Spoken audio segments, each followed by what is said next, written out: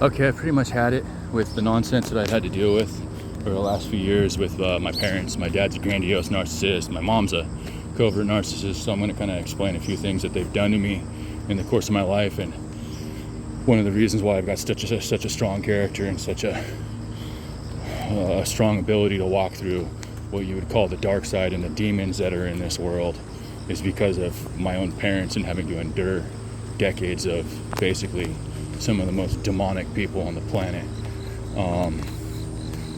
So I was beaten half to death in jail by some of what you would say my dad's constituents, minions, part of his tribe, his clan, or whatever.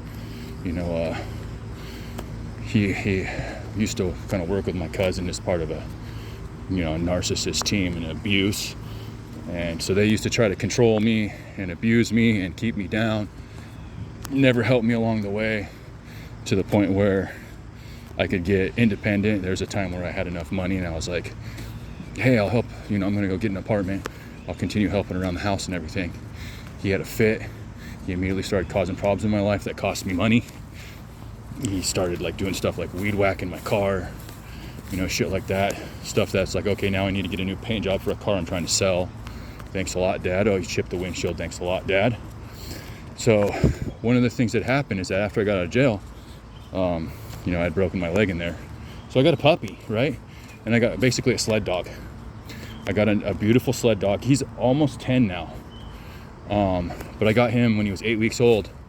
And I used to let him drag me around, and that used to, force me to walk. Because my leg, I couldn't walk for very long. And so I got this puppy. And so I cleaned the whole house, right? Because you got a puppy, they chew on all kinds of crazy stuff, especially this breed. It was a little monster. He was a bit of a monster. So I got this breed of dog, and I cleaned the whole house, very thoroughly, down to the point where I took the legs off of a couch, okay? And that way the couch was on the floor, that he couldn't get under the couch. I cleaned every little nook and cranny, vacuumed it 3 or 4 times over. And so I leave the room for 5 or 10 minutes alone, the puppy alone with my dad in the living room. And when I come back out, puppy's chewing on a little teeny light bulb. And the thing is that it was a flashlight light bulb, one that you would never really, because if it was a full-size light bulb, the puppy never get it in his mouth, right? So it was a little teeny light bulb, which was really weird to begin with. It came out of a mag light flashlight or something like that. And I started asking my dad questions, and he knew where the light bulb was, he knew the size of it, and he knew that it was obviously a light bulb. I told him that, but he knew the size of it, which was very it was not ordinary to assume that it was a small light bulb, okay? It could have been a smaller version of one that you would stick into a socket in a house, not a flashlight light bulb. So he had thrown it to the dog. It was kind of like where you play Clue, the game Clue, where it was like Colonel Mustard with the candlestick in the library. That's how I described it.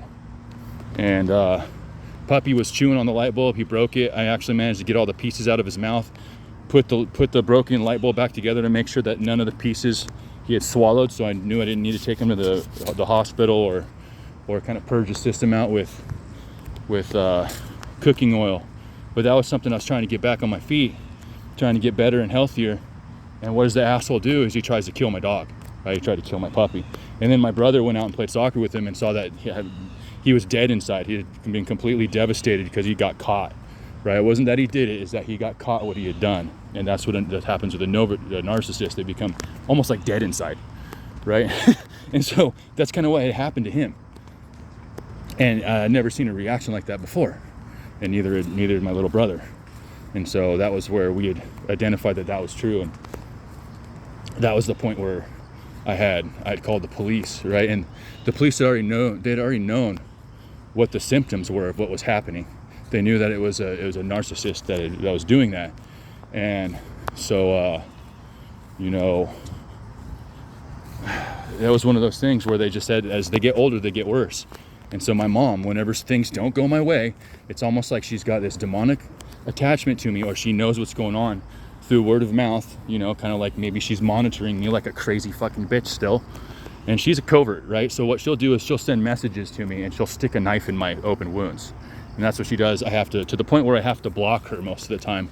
And then she goes, oh, well, why won't you answer my messages? It's like, because I have to block you, because you're so caustic in the way that you want to just beat me down. And same thing with dad. Dad wants to beat me down in a grandiose way. Mom tries to do it in a more sneaky way.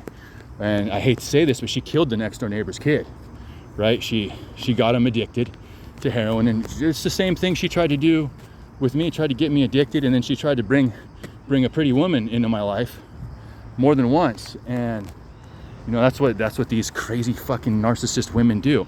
They get you addicted to a drug, get you addicted to a harder one, and then what they'll do is they'll hook you up with a woman, love bomb you to death, and then they take it all away. They take the woman away, cause a big disruption in your life, take the drugs away, and your body can't handle it as a man, and you end up fucking dying. So yeah, thanks a lot, Mom.